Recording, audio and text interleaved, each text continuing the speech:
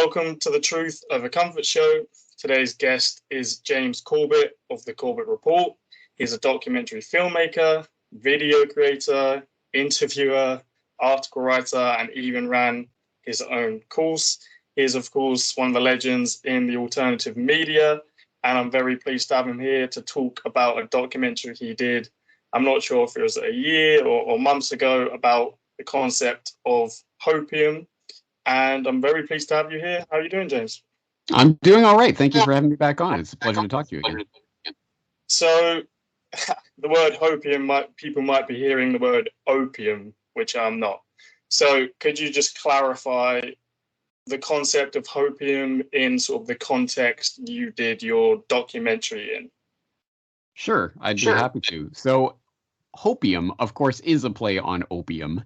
And the idea here is that opium is a chemical substance that will provide the chemical simulacrum of pleasure via the opioid receptors in the brain and what have you. The physiognomy of that goes together so that one feels that one is having a pleasurable experience, even though it is a synthetic chemical experience that does wear off and leaves some horrible side effects. And I think the parallel here is that we can see the same process taking place not only in the political world. I think it happens in a lot of aspects of our lives, but certainly most obviously in this day, in this era, in the political realm, where people become addicted to not hope, which I don't want to denigrate, and I do go out of my way to make that point in my brief history of hopium, that I'm not denigrating hope itself. I think hope is an essential and important ingredient to the human spirit that helps us, propels us forward. But hopium is the synthetic chemical substitute for hope that makes people feel that everything will be all right. There's some sort of political savior that's going to put everything all right. You just have to vote and then go back to your life and everything will be all right. And it seems ridiculous when we take that step backwards and look at it from that 30,000-foot perspective. But when it is happening, and when people are getting caught up in the momentum and the madness of the crowds in the next political savior that's going to save the day, it's incredibly effective at essentially helping people to disengage with the real world and engage with the political shadow play that's taking place on Plato's cave wall. Yeah, obviously the political element is the most obvious, and we can discuss maybe later if it's more of a global political concept. But the most obvious is, of course, the United States, America, and in your documentary, you go with Obama. So could you explain the Jesus savior campaign they gave Obama, the slogans, how strong the sentiment of hopium was in the country, in the media, and obviously his political rallies? Sure. Now, to be fair and to be clear, in the brief history of opium, I go back to, say, Woodrow Wilson back in 1916, promising coming to re-election in 1916 on the back of his promise. He kept us out of war and then immediately plunging America directly into World War I. Or there are any number of examples you could point to around the world. For example, I spent some time on Alexis Tsipras, the leader of Syriza, who came to power in Greece, basically campaigning against the horrible bailout deal that was being that the Greek people were being thrust into with the Eurozone, only to immediately thrust them into an even worse deal, et cetera, et cetera. So this is certainly not an American phenomenon, but I think one perfect shining example of this phenomenon that everyone saw when it was taking place was the selection of Barack Obama in 2008 as president of the United States. And it was something to behold for myself, not being caught up in that wave of momentum or hype at all. By that point in 2008, I had well and thoroughly checked out at least of the mainstream two-party sort of idea of political progress. And I'm a Canadian living in Japan, so I'm certainly not connected to the American political ideology. I'm not connected to any particular political party, but I also had the remove of not being particularly interested in either of the candidates in the 2008 selection. So it was truly something to behold, to watch the way that Barack Obama was sold to the American public. And that is the only way to put it. In fact, Noam Chomsky, who I have certain reservations about, shall we say. But at any rate, I think he correctly identified it after the fact as saying that they sold Barack Obama to the public in the same way they would sell a tube of toothpaste. There was a marketing campaign, and it was a strategy, and it was a remarkably effective one that was selling essentially the basic core message of the Obama 2008 election campaign was, I'm not Bush. And they managed to distill that down into the phrase hope and change. And that became essentially a phrase to conjure the public's imagination with, because Barack Obama at that time was a junior senator who, as I say in Hopium, his greatest legislative accomplishment to that point was getting a post office renamed in Illinois. I mean, he had no particular track record of anything, and no reason for people to be so incredibly hyped up about his candidacy. But that was kind of the blank slate on which the marketeers could insert anything that they wanted into the public imagination. So simply with the words hope and change, well, I like hope. Hopium, hope, well, whatever, close enough. And I like change, and I want change from that Bush guy. So he was sold to the public. But it was not just a political campaign. As I go at pains to point out in the documentary, and as there are many examples of which, he was sold as some sort of Messiah-like, God-like figure. And this was portrayed sometimes quite literally, like on the cover of Newsweek magazine, where he was portrayed as the god of all things, as this Shiva-like deity with multiple arms holding various things in his hands. Or he was sold as a new hope bathed in this angelic light appearing in the clouds. He was called the Second Coming on one magazine cover. Many people referenced him as one person at the Soul Train Awards referenced him as our Lord and Savior, Barack Obama. Indeed, after thousands of years in which heads of state were worshipped as literal gods on earth, or, more recently, as divine appointees, it should come as no surprise that popular presidents and prime ministers are almost always portrayed with recourse to religious iconography. The common trope of photographing presidents with the halo of the presidential seal around them is nothing new. But even taking that history into account, the religious frenzy that Obama's appearance on the national political stage caused was, in retrospect, undeniably strange. Who is Barack Obama? Contrary to the rumors that you've heard, I was not born in a manger. I was actually born on Krypton and sent here by my father, Jor-El, to save the planet Earth.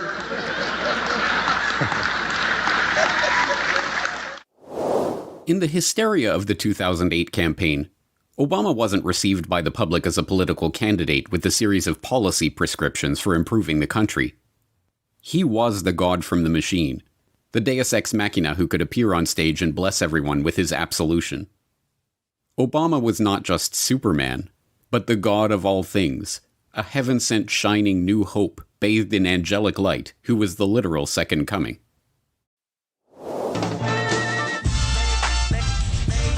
First of all, giving honor to God and our Lord and Savior, Barack Obama.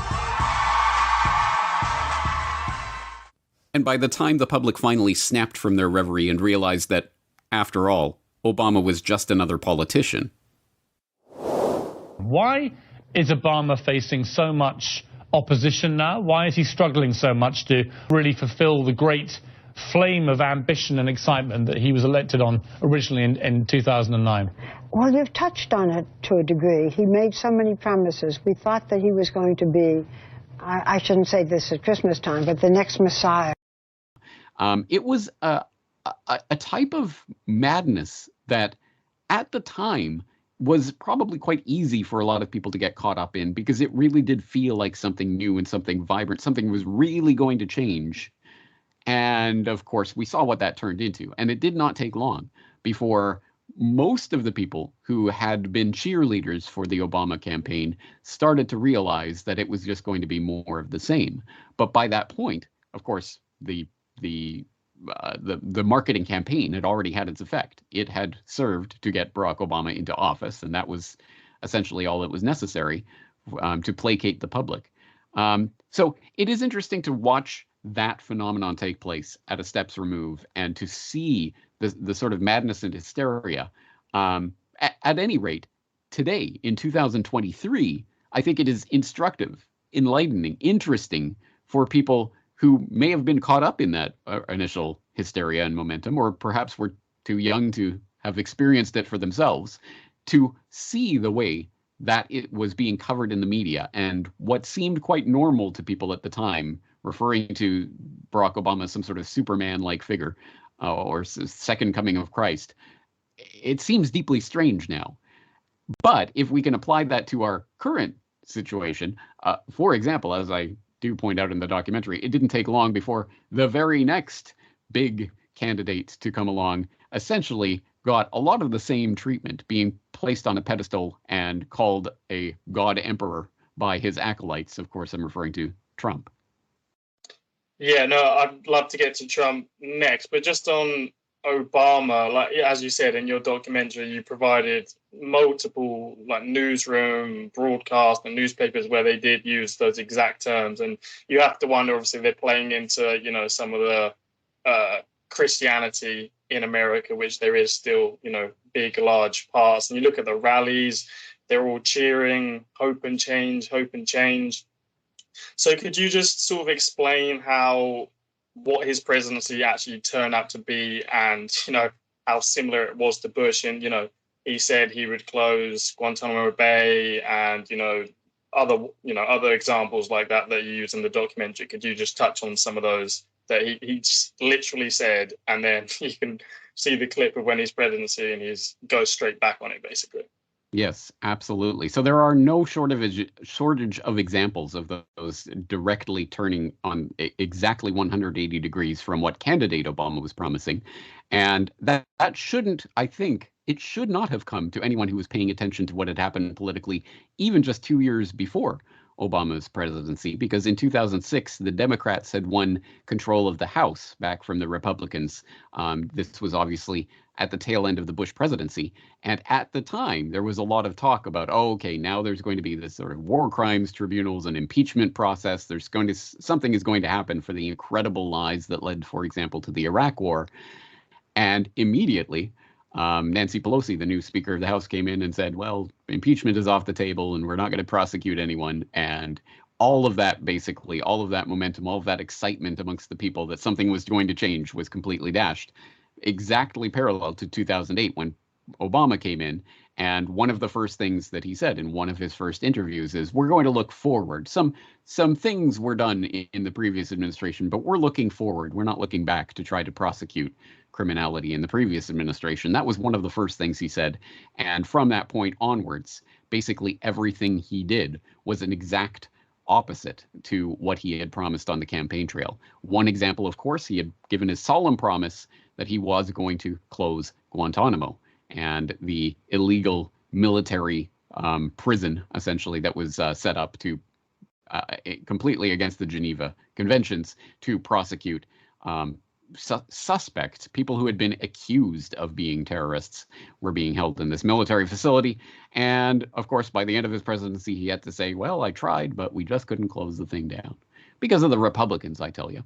Okay, well, there you go. There's one campaign promise off. Another one that was extremely important, at least for people at the time, was the revelations in 2005, 2006 of the Bush administration's unprecedented illegal wiretapping of every American citizen through the NSA and the various spying programs that were even being revealed at that time. Again, before Snowden came on the scene, it was already apparent that there was some gross illegal actions that had been taken in the wake of 9/11, or at least justified by 9/11, supposedly, that led to incredible breaches of the Fourth Amendment. And Obama came in, of course, saying that he was going to stop those programs. And then you can, again, watch his own words in the documentary, which I quote at verbatim, in which he said, well, we came in and my team took a look at those programs and we did expand the scope for oversight of these programs, but we decided they were worth it in the end. So we decided to keep them. Corporate accounting fraud and banking malfeasance that culminated in a global financial crisis, the public was desperately hoping for change. will remember that there is something happening in America, that we are not as divided as our politics suggest, that we are one people, we are one nation, and together we will begin the next great chapter in the American story with 3 words that will ring from coast to coast, from sea to shining sea. Yes, we can. Thank you, New Hampshire. Thank you. It didn't matter that Obama, like every other con man to swindle the majority of the population in the great popularity contest we call democracy, lied about every one of his major campaign promises. It didn't matter that he lied about closing Guantanamo. I have said repeatedly that I intend to close Guantanamo, and I will follow through on that. It is true that I have not been able to close the darn thing because of the congressional restrictions that have been placed on us. It didn't matter that he lied about ending the war of terror. And that is why, as president, I will make the fight against al-Qaeda and the Taliban the top priority that it should be. The Obama administration knowingly gave U.S. taxpayer dollars to an al-Qaeda affiliate in Sudan. A joint I-24 News Middle East Forum investigation reveals the U.S. government gave money to a designated global terror entity placed on the U.S. sanctions list over its financial support for Osama bin Laden. It didn't matter that he lied about ending the illegal wiretapping of Americans. This administration also puts forward a false choice between the liberties we cherish and the security we provide. I will provide our intelligence and law enforcement agencies with the tools they need to track and take out the terrorists without undermining our Constitution and our freedom.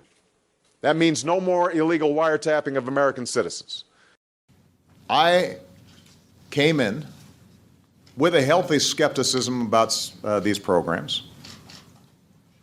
My team evaluated them. We scrubbed them thoroughly. We actually expanded some of the oversight, increased some of the safeguards. But my assessment and my team's assessment was that they help us prevent terrorist attacks. None of his broken promises matter, because it was never about any actual concrete action. If the mass hysteria that swept over the public in 2008 was about achieving tangible results, the Nobel Committee would not have awarded Obama the Nobel Peace Prize less than 1 year into his first term in office, while he was still waging wars in Afghanistan and Iraq and expanding Bush's drone war into Pakistan. Again, there are no shortage of examples of these types of things, and for me, one of the things that puts it quite clearly in perspective what was really happening there was the decision of the Nobel Prize Committee to award Barack Obama with a Nobel Prize literally just months into taking office, before he had had a chance to do anything, literally before he had had any single substantive foreign policy decision on the table. He was awarded a Nobel Peace Prize, presumably for simply not being George W. Bush.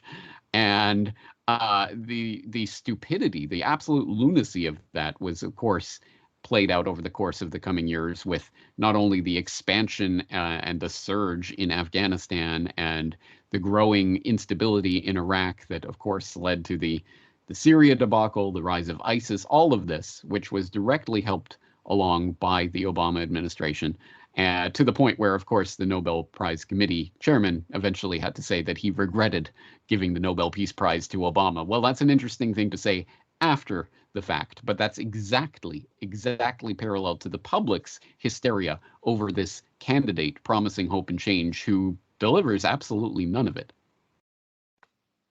And he, of course, was also involved with NATO overthrowing Libya, which turned into a huge civil war. And I mean, if anyone has watched all my interviews, I seem to mention it every time. CNN reporting in 2017, 2018, an open slave trade in Libya. He obviously bailed out the banks in 2008. He expanded the drone wars in Pakistan, Yemen, and the rest, basically, he expanded the wars. He wasn't maybe as ferocious with George Bush, but he he did not deliver on his promises at all. So then, actually, I would only differ to say that I think he was as ferocious as George W. Bush. He just wasn't as verbose about it. He wasn't the chest thumping type of war leader. He was the one that tried to be the leader from behind, and don't worry, I'm the peace candidate. I'm the peace president, who did a lot of this behind closed doors and through covert operations like Operation Timber Sycamore. So there were a lot of those types of operations that were ongoing. And as you say, an expansion, not only a continuation of every single one of Bush's war on terror fronts, but an expansion into numerous other fronts, including Pakistan, drone bombings, and other such things that were taking place under Obama. It truly is sickening from the perspective of someone who genuinely cares about peace, who watched the dismantling, the complete disarmament of the peace movement, simply because Barack Obama had been elected president. So I guess there was no need to care about the war on terror anymore. Yeah, no, I've rescinded my statement. I worded it wrong. George Bush, obviously, the way he spoke was similar to reasons maybe why John McCain wouldn't have been the best candidate to get in, because the world hates, Republicans who, you clearly war hawks. Obama was a clean speaker. The way he spoke, it was quite impressive how he conveyed his message. And maybe, when he says like, we tortured some folks, if a Republican said something like that, people would have been outraged. So yeah, no, you're right there. But just moving on, kind of in line with your documentary, as you sort of alluded to before with Trump. So can you explain how this sort of concept plays out again with Trump, and how does that basically end up being similar to Obama once he becomes president? Right. So I think it's important to understand that the addiction to hopium is not limited to either left or right sides of the political aisle. It is something that is pervasive amongst the population. And in fact, it's almost like one feeds on the other. So the excesses of a president with a D after his name is almost leads to the excesses of the president with the R after his name, and the crowds will go insane in a mirror cycle, essentially one after the other. So after the ascension of Lord God Obama to the highest political office in the land, it seemed inevitable that the next president on the other side of the aisle would similarly chart a similar course. And that's exactly, of course, what Trump did. As I say, certainly it wasn't the media this time that was hyping him up as the god of all things and the second coming and what have you. But this time it was the grassroots, the spontaneous people's rising online, mostly on online image boards and other places, where he was being touted as I say, as the meme would have it, the God Emperor, who was going to, the Geotus, who was going to smite the enemies and own the libs. And so this was the exact mirror of that energy that Barack Obama had in his campaign for change. Again, it was tapping into that desire that a lot of people were feeling for a substantial change in the status quo. And it's, unfortunately, if there is anything that is revealed in this back and forth pendulum swing, it is that it is exceptionally easy to tap into that energy, the excitement of, I want something new, I want something different. This person is different. And if you can sell yourself as being different enough, then that can actually, people will tend to project whatever they want onto that blank slate. So we saw that develop actually in the course of Trump's campaign, as he started to develop the terminology that he found resonated best with the crowds. For example, drain the swamp was something that I believe he said once during one of his campaign speeches, and the crowd started chanting it back at him, and he realized, oh, this is a good idea. So he started incorporating it into his speeches to allow that time for the crowd to get excited and to start cheering about draining the swamp. Meanwhile, in reality, as I show, after candidate Trump became President Trump, he proceeded to appoint people like Mike Pompeo and John Bolton and Gina Haspel and other war criminals and liars to positions of power in his administration. And then his supporters, who had been so thoroughly bamboozled by the Hope and Change 2.0 routine that Trump had successfully pulled off with his MAGA campaign, pretended that this was, again, some sort of amazing, wonderful strategy for keeping your enemies closer or something like that in order to undermine his administration. But it was all part of the plan. Trust the plan. So it was an interesting spectacle to watch from arm's remove. But as I make the point in the documentary, so I frame this history of Hopium documentary with the idea of the Deus Ex Machina, which of course comes from ancient Greek tragedies where the hero gets into some unsolvable predicament. How on earth is he going to get out of this situation? And literally a god would be lowered onto the stage via a machine. The god from the machine would come and save the day and just declare everything over. And that would be the way that the hero would get out of the situation. And that, of course, it's kind of ridiculous when you think of it in those terms, but actually as a narrative device, it continues to show up in movies and literature and what have you to this very day. And I think that's because, as I make the point in the documentary, it appeals to some sort of notion that we have, some sort of there will be the savior who will come in and put everything right for us so that we don't have to actually do the icky work of, changing things ourselves. And the interesting part of the Trump Deus Ex Machina is that Trump in himself ended up not being the god from the machine who would come and save us. It was actually Trump himself who was the hero of this tragedy, who was in trouble. He was afflicted on all sides by Russiagate and other self-evident nonsense being propounded by his enemies in the media, and he needed to be saved by his own god from a machine, which turned out to be literally a machine, as in QAnon, this thing that happened online, which was some sort of godlike entity, some Q clearance patriot that was going to come and save the day by saving Trump, by arresting all the criminals and doing some sort of operation that could never be clearly stated, but there was something about to happen. Just wait for it, guys. And so, weirdly enough, the Deus Ex Machina of the President Trump arriving on the scene to save us all actually turned into a double Deus Ex Machina situation, which I struggle to think of a parallel in recent history. I think that might have been the first time that sort of event played out on the cave wall, which obviously made for very captivating viewing.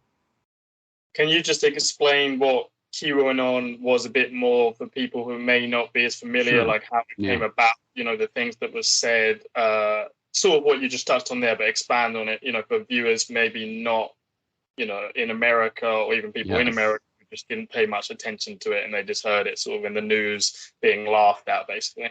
Yes, absolutely, because it is a very strange thing. And I could certainly imagine for people, say, of an older vintage or people who were not terminally online in 2016, 17, 18, it would have it would be absolute nonsense. So actually, even for people who are terminally online, it's absolute nonsense. But it was an interesting show, shall we say. So in 2016, towards the tail end of the campaign, which saw President Trump become the president in 2016, we saw the strange phenomenon of on an image board on the internet called 4chan, which is infamous for being a cesspool of scum and villainy, essentially, of the dregs of the internet.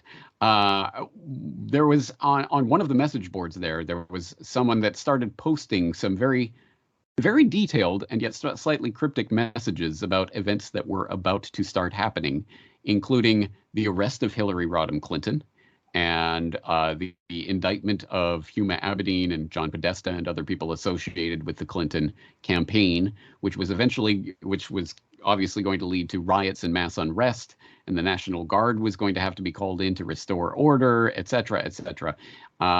There was a lot of very specific things that were mentioned in these posts on this anonymous image board by someone who at that point didn't even have a name or a moniker of any sort. Obviously, those things that were specifically predicted to take place on certain dates, on such and such a date, Podesta will be indicted, et cetera, et cetera.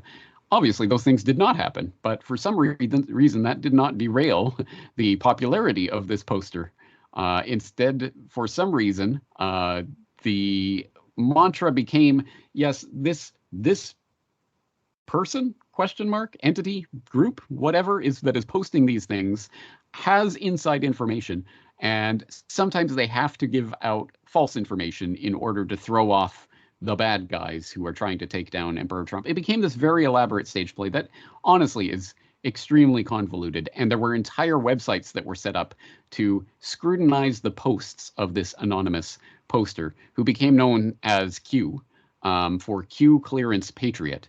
And Q Clearance is an actual security clearance that exists in the national security establishment in the US. And so it is a real thing. And I remember watching interview footage of NSA whistleblower who went to prison, whose name is completely escaping me at the moment. At any rate, from several years ago, 2011, 2010 maybe, I was watching interviews with him, and he had a giant Q on his lapel. And I remember thinking at the time, wait, 2010? This was way before the whole QAnon thing started online in 2016, 17. What is this? Oh, he was in the NSA. He was literally Q Clearance. Oh, I get it. So it is a real thing. And whatever this person or entity or group or people posting on this anonymous image board were, at any rate, they claimed to be a Q Clearance Patriot who had inside information about the national security establishment. And over the course of 3-4 years of these types of posts that would appear first on 4chan, and then it moved to 8kun, I believe, which is another image board, and the places where this posted tended to change as various places got shut down and squashed and what have you. But at any rate, this poster or the person posting with this particular ID developed a very, very elaborate system of essentially saying nothing in ways that sounded profound, usually using questions to prompt the reader to find out more about this or that subject. Who are the Rothschilds? Why did a plane crash in such and such a place? Things like this that clearly had something to do with events that were going on and that could lead people down various rabbit holes. There's a lot to talk about with regards to specific Q drops, as they came to be known, which is the posts of this anonymous commenter, that were scrutinized, and there were entire websites that were devoted to scrutinizing and analyzing each of these Q drops. There were various synchronicities that took place between Q drops and then things that President Trump would say the next day, for example, thus proving that QAnon was some sort of insider in the Trump administration, et cetera, et cetera. Anyway, there was this entire elaborate theology, essentially, that developed around this God from the machine that was promising that all the bad guys would be vanquished and everything was all right. And this continued for years. In fact, I am told it still continues in certain quarters. There are still people who actually believe that Q is still out there and is still going to change the world, and maybe Biden isn't really the president or something along those lines. But anyway, it became this very, very, very elaborate story that people, again, it seems from the outside perspective, it seems the crystal clear crystallization of that hopium concept. People desperately wanted to believe that there was some good guy in the bowels of this intelligence complex that was on their side and that was about to vanquish the enemy. And all you have to do, as Q himself or itself often stated, just grab the popcorn, enjoy the show. It was literally a show that people were simply supposed to sit back and enjoy and watch and disengage from the real world as you watch the simulacrum of reality playing out on the cave wall. That, to me, is the encapsulation of what the hopium strategy, at least in this day and age, in this era, is really about. Is about getting people to disengage with the world and simply wait for the savior to come along, swoop down, and arrest all the bad guys. It was basically complete faith and hope in a deep state insider to basically sort of take down the deep state. And if I'm correct me if I'm not, am I correct in saying Trump lent into it when he was asked by a reporter, "Are you taking down human trafficking pedophiles in the government?" And he says, he's like, "Yes, we are." Am I correct in that happened? There are, I don't know about that specific interview you're talking about, but there were various points at which he certainly did not deny that there was some sort of Q reference. And there were times at which it seemed that at the very least, and this is all speculative because I certainly don't know anyway what was happening on the inside, but there were times at which it seemed either Q really was some sort of insider in the administration that was feeding this information out there, or the administration perhaps was aware of this Q phenomenon and was then playing into it by including certain code words in the next presidential tweet, or having a rabbit appear at the president's Easter speech. Of course, it's just the Easter bunny, but it's also a reference to the follow the white rabbit that was being talked about in the Q drops. And again, it becomes so convoluted that you really, it's easy to see why, if you really and truly believe there was some sort of intelligence agency insider that was part of some grand scheme for patriots to take back control of the country, why people would devote so much time and attention to scrutinizing every single anonymous internet posting pronouncement of this anonymous entity, because they really did believe that the fate of the country depended on it. Do you think this could have just been, maybe it started as some legitimate thing or a joke, I'm not sure, but do you think it became hijacked as an intelligence operation by the administration to be used? It's completely speculative. Yeah. So I will preface this by saying the only thing I can do is speculate. My inclination would be to say that yes, this was something that was a lark, someone doing something as a joke that took off and was eventually latched onto by elements of the intelligence agencies or what have you, someone on the inside. And I'm sure it became a lot bigger than the person who originally started it ever thought it would be. But that's the nature, I think, of a lot of operations. They aren't necessarily, I don't think that every single person in every single industry is controlled and there's some grand script that is written that this person will one day grow up to become this person who will do this. I think the easier way to do it from the perspective of people who want to steer society is to find what is becoming popular, what the public is resonating with, what they want, and then seeing if that can be co-opted in some way towards a different vision. Just before we move on to sort of the next section, can you again sort of emulate how Obama made these promises like Trump did, where, you know, he's making fun of Jeb Bush about his brother and all the wars, and, you know, he put out plenty of tweets before the campaign about how these wars suck, and Obama, what's he doing with Iran? And, you know, he says all these different things, and, you know, about like WikiLeaks, and then he gets in and again does similar to Obama. You know, he didn't technically start a new war, but he, you know, expanded the existing ones: Yemen, Afghanistan, Iraq, Syria.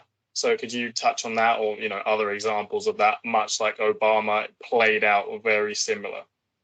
Absolutely. And for people who want further elaboration on this and further backup of it, not only do I have some of this in Brief History of Hopium, I also have a podcast episode on Precedent Trump that goes through a lot of the things that the candidate Trump was saying on the campaign trail versus what President Trump ultimately ended up doing. It's quite blatant and it speaks for itself. But for example, as I say, Drain the Swamp ended up putting people like Pompeo and Giuliani and Bolton and Haspel and other war criminals and liars like that into positions of power. The repeated pronouncements of candidate Trump that the U.S. involvement in the Middle East is a mess, and why are we there anyway, and there's no point to this, and NATO is too large, became, as you say, the continuation of essentially every single front on the war of terror, including, of course, in Syria, where President Trump was apparently so convinced by the pictures of children who had apparently, according to the White Helmets, and how could they possibly lie, had been gassed by Assad himself. So, of course, Trump launched the Syria strikes, for example, in the back of that misinformation, et cetera, et cetera. Well, but at the very least, I mean, at least he drained the swamp. Am I right, guys? Drain the swamp. We're going to drain the swamp of Washington. We're going to have fun doing it. We're all doing it together. In a tweet, the president announced former U.S. Ambassador to the United Nations, John Bolton, will be his next national security advisor. And we are going to drain the swamp of corruption in Washington, D.C. We're here to celebrate the swearing in of America's new Secretary of State, Mike Pompeo. We are going to drain the swamp. President-elect Trump has named the former New York City Mayor Rudy Giuliani to lend his expertise on cybersecurity. It is time to drain the swamp. Gina is tough. She is strong. And when it comes to defending America, Gina will never, ever back down. I know her. Well, okay. I mean, not completely drain the swamp. At least fill the swamp with new, different swamp water. Okay, he stuck it to NATO. He got NATO, guys. NATO is obsolete. It's old, it's fat, it's sloppy. And I said it's obsolete. And it is. It's obsolete. But he asked me about NATO. I said it's obsolete. Recently, I have said that NATO was obsolete. I said it was obsolete. It's no longer obsolete. Well, okay. He brought the troops home. He ended all those useless, stupid wars in the Middle East. And look at the mess we have. We've destabilized the Middle East, and it's a mess. A short time ago, I ordered the United States Armed Forces to launch precision strikes on targets associated with the chemical weapons capabilities of Syrian dictator Bashar al-Assad. Obviously, the war in Iraq was a big, fat mistake, all right? The consequences of a rapid exit are both predictable and unacceptable.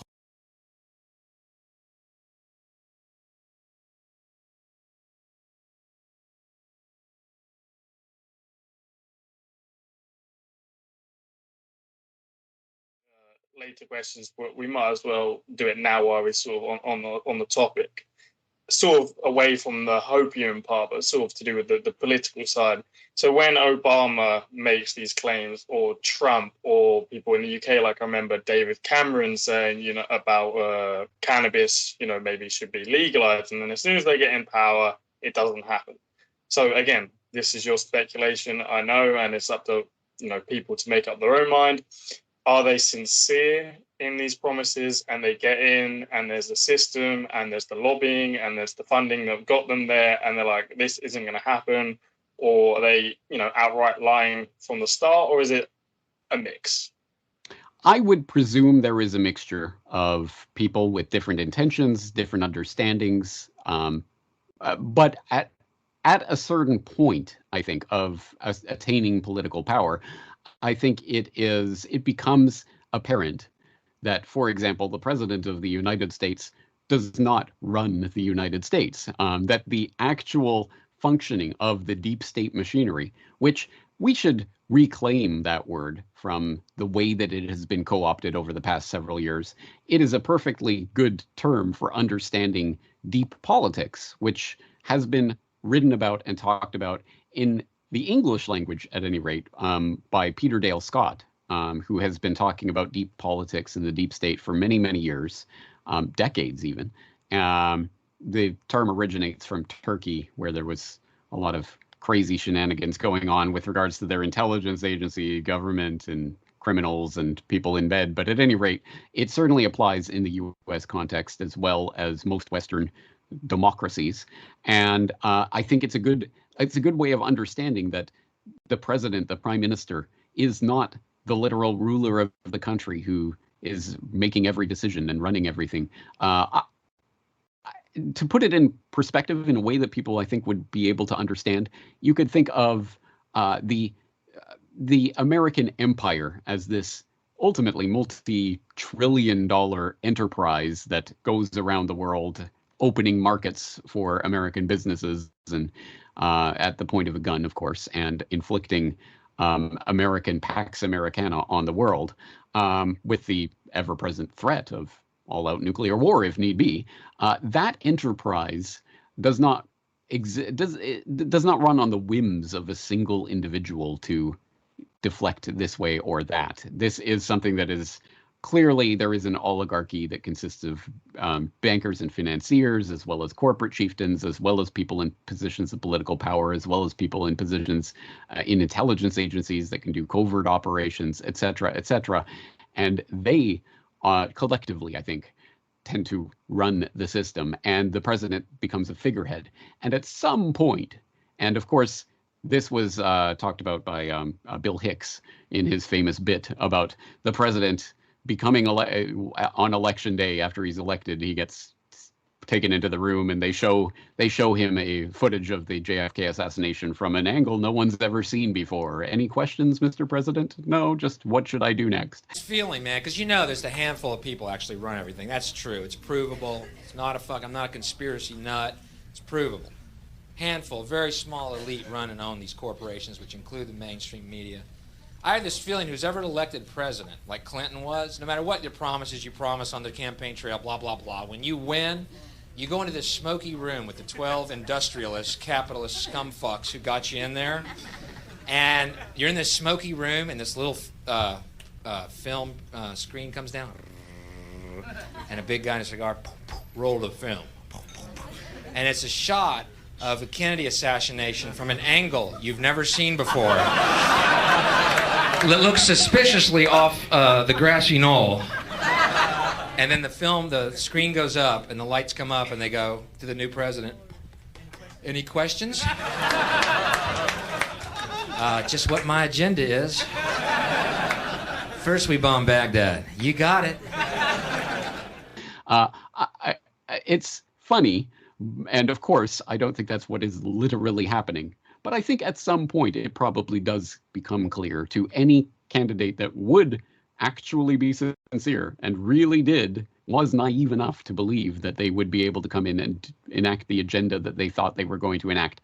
I think at some point it becomes clear that that is not possible. And that is not to exonerate the people who get put in that position or who discover that they're not able to do what they thought they were going to do by any means. I think most likely, most people who get into positions of true political power probably do understand the system by the point at which they reach that position of political power. But even if not, even if it is truly a naive and truly honest person who gets into that position of power and discovers that they actually don't have the power to change that agenda, it is still spineless and ultimately selling out humanity not to call that out at the point at which you realize that this isn't going to happen, that not one person cannot change the system.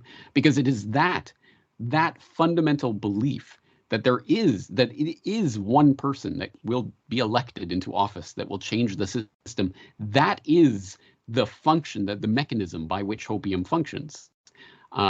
We could essentially break the spell that Hopium holds on the public, or break the delivery of Hopium into the public's veins by breaking the delivery vehicle, the syringe by which that is delivered, which is essentially this idea that you're going to go to a voting booth, you're going to pull a lever or tick a box, and someone will get into a position of power and make everything better. And if we can undermine that, I think we have a chance of, at the very least, taking people off of Hopium. And like any addict, that might be scary at first, but hopefully once we get through the withdrawals from that, we could see a way towards actually escaping this seemingly endless and seemingly ever-increasing cycle.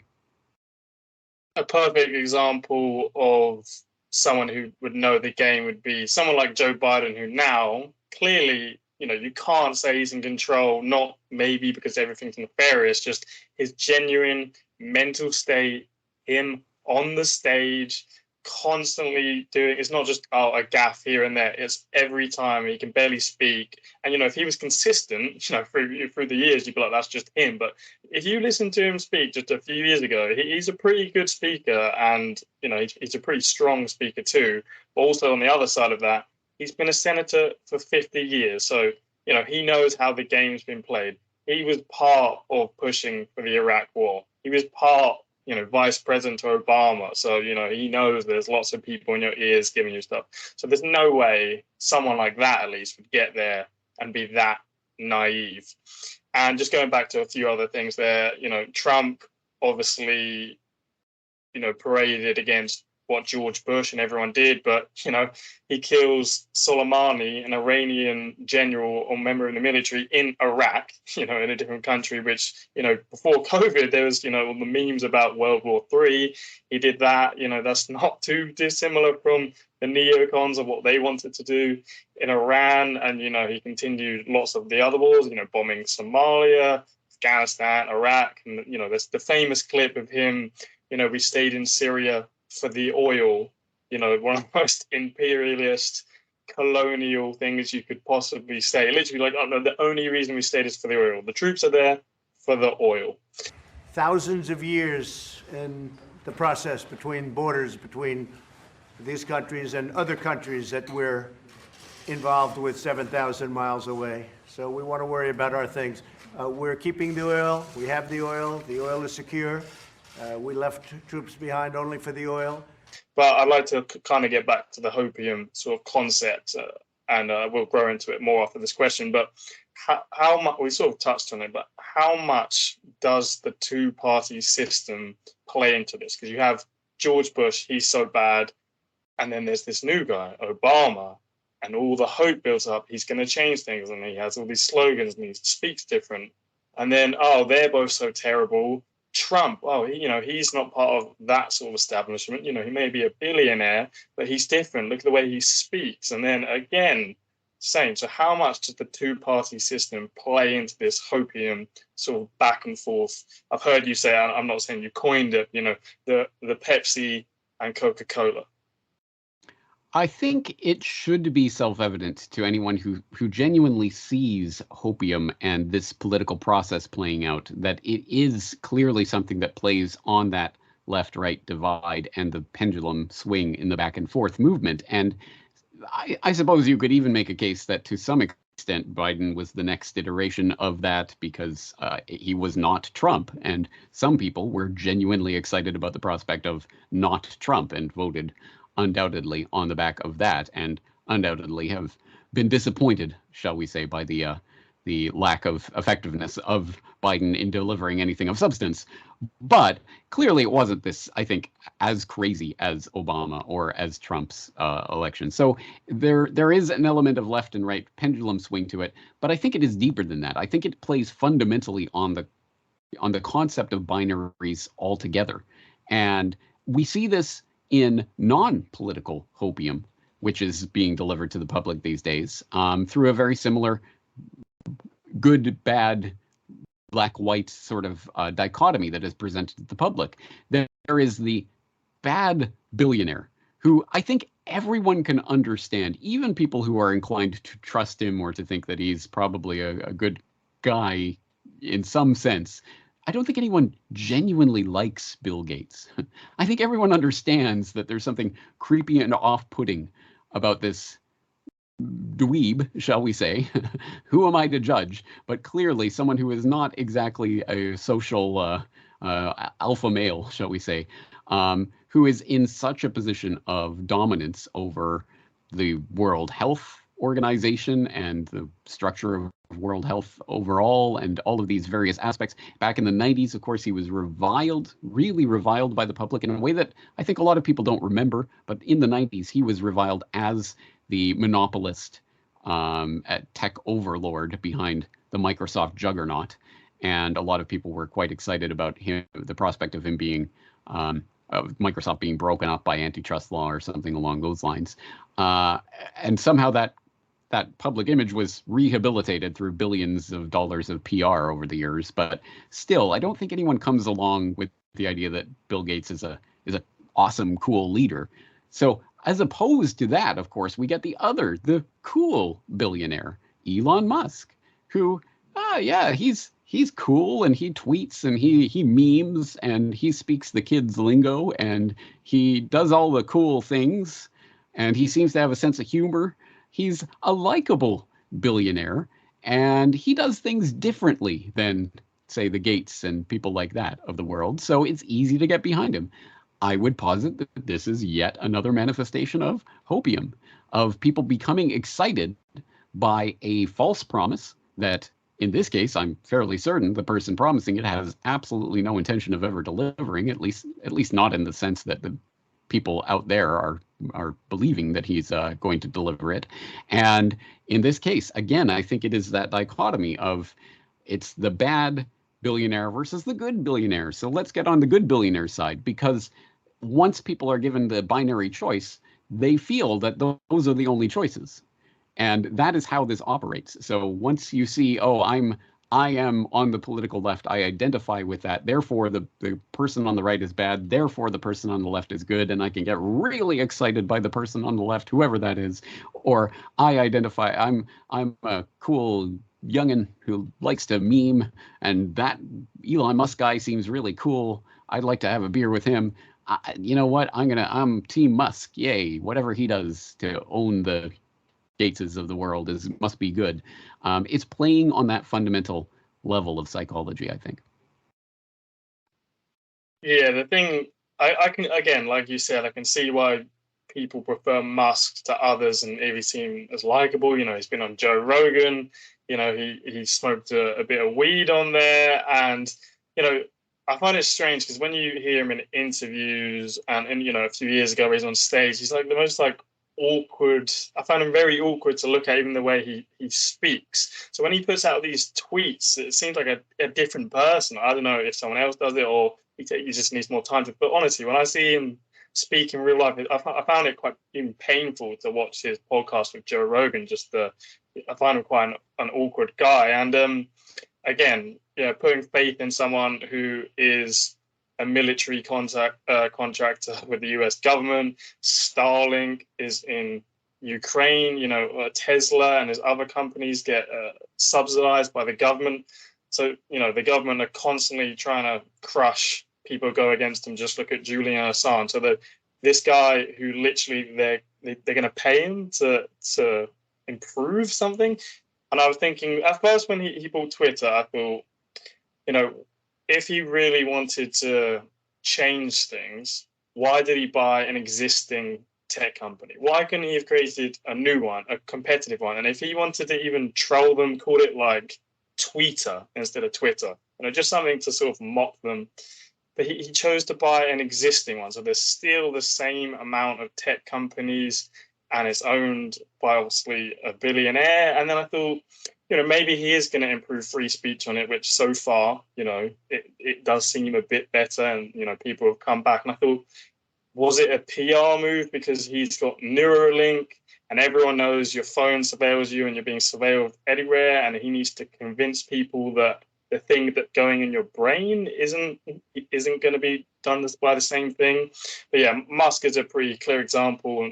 Just to recommend, Jason Burmis does a lot of great work on him. Obviously, you did a panel with him and Whitney Webb, but Jason Burmis goes really quite into the DARPA element, who, ARPA, the ARPANET, that's where the internet came from, which is a bit of a tangent to go on. But I was going to ask you about Musk, but since we're there, who are the other modern day hopium figures? We've done the political element, but what other, there was the classic back in the day, the superheroes, Bill Gates, the Rockefeller, but who are the modern day ones? I'll add in that in the show notes, or maybe the clip of it, or I'll quickly just tell people what it was.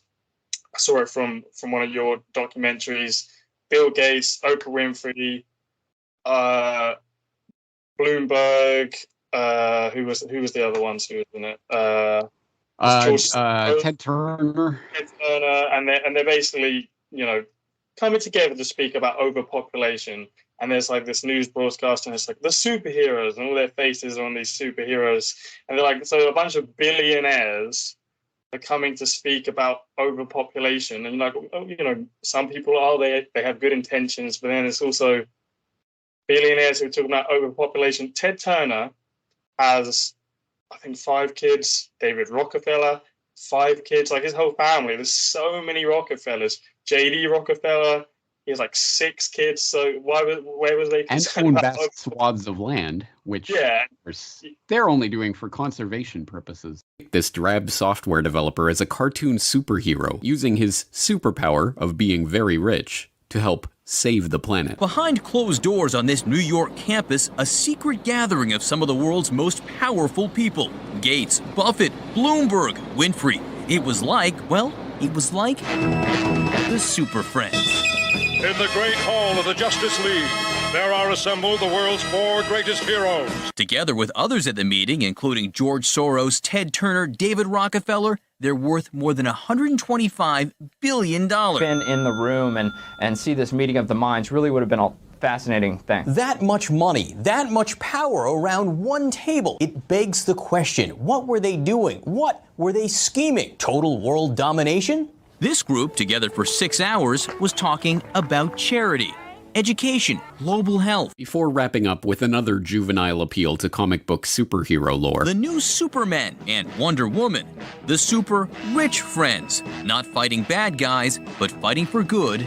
There was no attempt to question the participants about the meeting. No space for any criticism of these billionaires, but as a PR piece, it was brilliant. It leaves the viewer with a vague sense that some kind of gathering took place in which rich people, who, let's not forget, are superheroes, talked about charity. One would have to turn to print sources to discover that the meeting was held at the personal residence of Sir Paul Nurse, then president of Rockefeller University. The invitation to the gathering was co-written by Bill Gates, Warren Buffett, and David Rockefeller. The aim of the meeting was to consider how their wealth could be used to slow the growth of the world's population. Given that these extraordinarily rich and powerful men have all expressed their belief that the growing human population is the greatest threat faced by humanity, it should not be surprising that they would convene a conference to discuss how best to channel their vast wealth into the project of reducing the number of people on the planet. The attendees of the meeting later dubbed Bill Gates as the most impressive speaker at the event.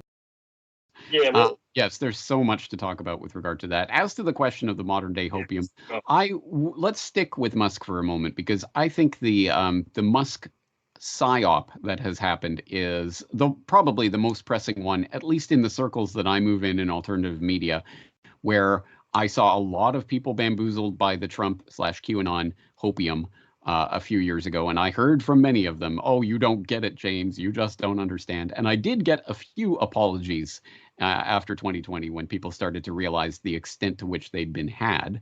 But unfortunately, most people will pretend that they were never on board that Trump train in the first place. And right now, there are a lot of people on the Musk train in so-called erstwhile alternative media who tend to overlook, poo-poo, dismiss, not only, as you say, the undoubted connections, the on the record contracts with NASA, with various government agencies, the literally $500 million that Tesla got from the Energy Department in loans in 2010, and the $500 million that Tesla earned from environmental credits in 2015, and the $1 billion in tax breaks that Tesla got from from Nevada to build a Tesla Gigafactory in 2014, and the $500 million in grants that Solar City received in 2015, and the $750 million that Solar City received from New York State in 2016, et cetera, et cetera. That's how you become a billionaire in this day and age. It's not because Musk is just a really smart guy and pulled himself up by his bootstraps. No, he was a World Economic Forum young global leader who had the sense to be pushing all of the right agenda points about sustainable development and all of these solar power and electric cars and other parts that are part and parcel of the World Economic Forum agenda, for one, the Fourth Industrial Revolution transhumanist agenda. Musk is on board and pushing every single aspect of that. But you will notice that Musk's particular line is that exactly like, well, Gates is that sort of bad, evil tech billionaire overlord. I'm the cool, good tech billionaire overlord. Yeah, I guess there's maybe the World Economic Forum and Schwab are pushing for this kind of, sustainable development. You will own nothing and be happy. But I'm going to do it the cool way with Tesla. You know, you'll get your Cybertruck, which of course will be part of this electric vehicles that will eventually replace all of these icky combustion engines, whereby, you know, people are decentralized.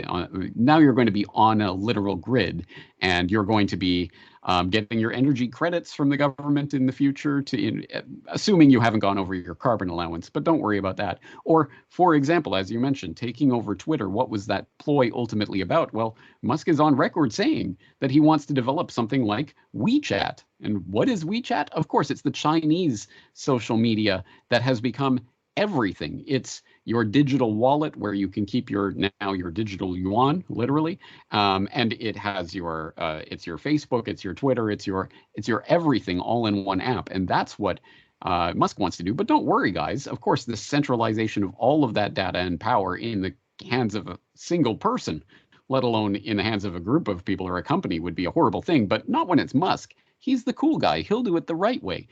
Planting brain chips in your head as part of the transhumanist nightmare that is being pushed by the Klaus Schwabs of the world is a horrible dystopian nightmare. But don't worry, Elon Musk is going to do it the cool way, and it'll be a good thing. Or AI, you know, what we're seeing with ChatGPT, and they're going in a bad direction. But don't worry, Musk is going to start an open AI. Oh, wait, he already tried that, and that didn't work. But don't worry, he's going to try another open AI, and this time it'll be the cool AI that'll be a good overlord to humanity. Everything that he does is actually in line with the agenda, but he's going to do it the better way. He's going to do it a cool way. You can be on board with the way Musk is going to do the exact things that the Klaus Schwabs and Bill Gates and all of these other people who are demonstrably part of this agenda, they're all pushing for the exact same things, but they're doing it in the uncool way. He's going to do it in the cool way. And so, again, you get the binary choice. You can either do it this way or you can do it that way. But don't think about not doing it at all. No, no, no. You have to take the brain chip. It's just which brain chip are you going to take? I love the marketing line where he sort of talks about, and other people too, you know, AI could be the end of us. And that's why I need to do it. Like, you know, AI could be the end of us, but buy my product. Don't buy anyone else's product. Buy my one. It's like the best marketing line ever. Like, AI could end us. If you buy my one and make me rich, then you'll be okay. Like, the best marketing line ever. It's quite funny. But I know we're approaching an hour, so I will start to wrap it up. I had this question ready, and then I actually remembered it was actually involved in your documentary too. Do you think Marvel sort of films and the superhero films play into this? I'm not saying intentionally, like, you know, 20, 30 years ago, these Batman comics and stuff were for that. I'm just saying more modern day. The Marvel, you know, the world's ending, and then this one figure or collection of figures come to save the day and everyone. Does that play into the mindset unconsciously? Again, I'm not saying it's intentional. I know you provide the example about Iron Man. So, you know, if you want choose which way you want to go with this question, I'll leave that to you. Right. Well, I certainly have talked about predictive programming before, and how the narratives that are spun for us by the Hollywood dreamweavers do tend to influence the way that we approach the world, the way that we look at the world, the way we are willing to accept things that maybe we wouldn't otherwise if we hadn't seen them beforehand. It is interesting, for example, that the fact that the obvious and the most iconic image of the AI robot takeover is, of course, the Terminator, and people will go back to Skynet time and again. So those types of things have resonance, and so I think there is some conscious manipulation of the collective consciousness through the creation of media. But it is, in a sense, it is deeper than that, because it's not like Marvel movies invented the concept of the superhero or the idea that someone is, as I say, this goes back to thousands of years, to ancient Greek tragedy.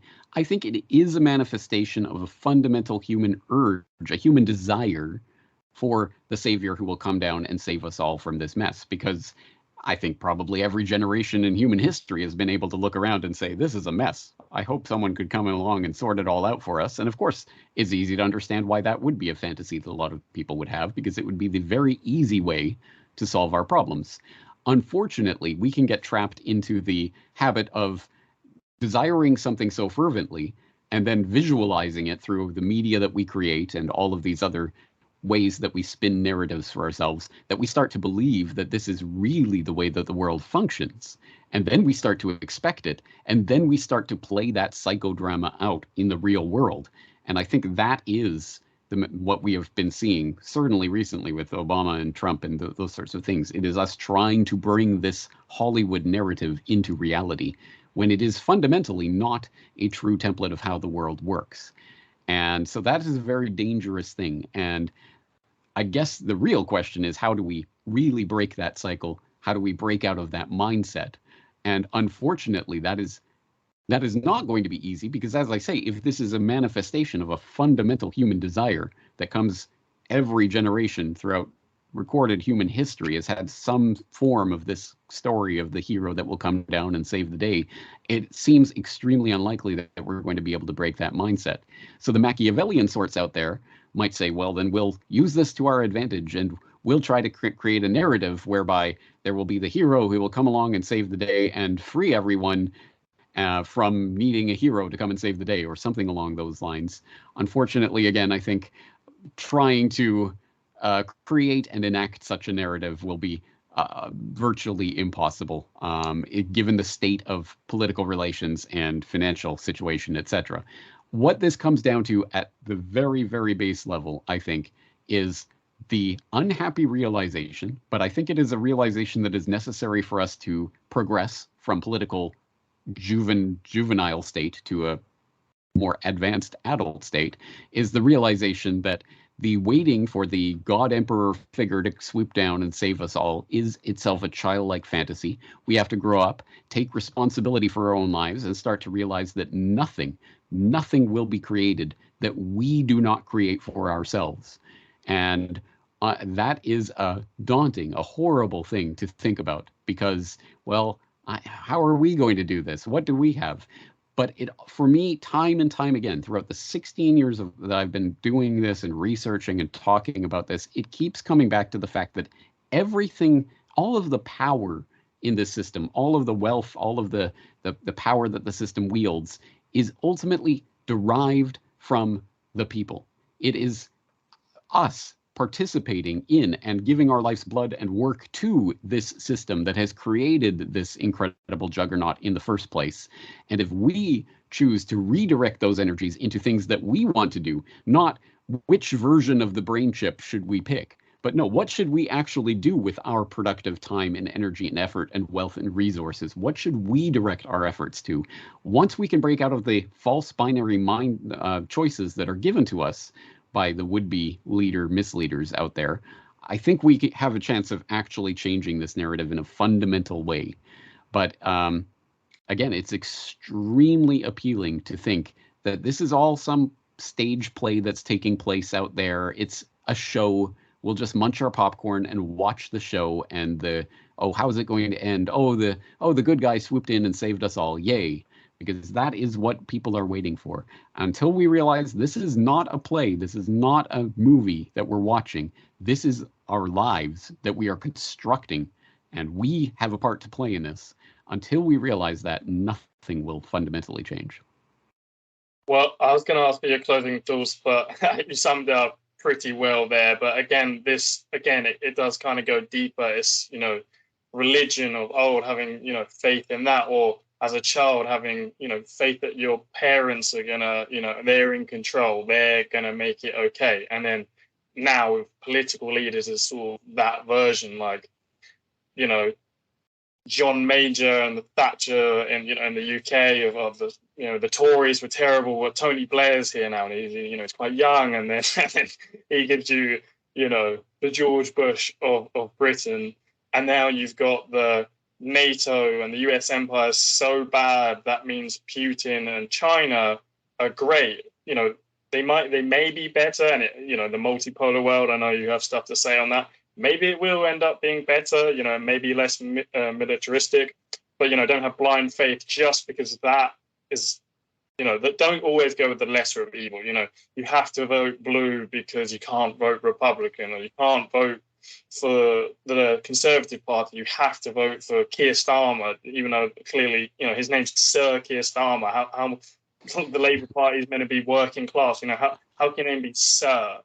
and he used to be a judge with one of those silly wigs and represent the working class. You know, it doesn't have to be choose the lesser of evil. You can just look back and be like, yeah, NATO and the US empire sucks, and they may suck more than that, but that could have just been because they had more power. But it doesn't mean that the multipolar world is gonna save everything. You know, I mean, it's kind of different there because, you know, South America, I might have more faith in some of their leaders because they've lived through centuries of imperialism. So, you know, you might have a bit more faith in them.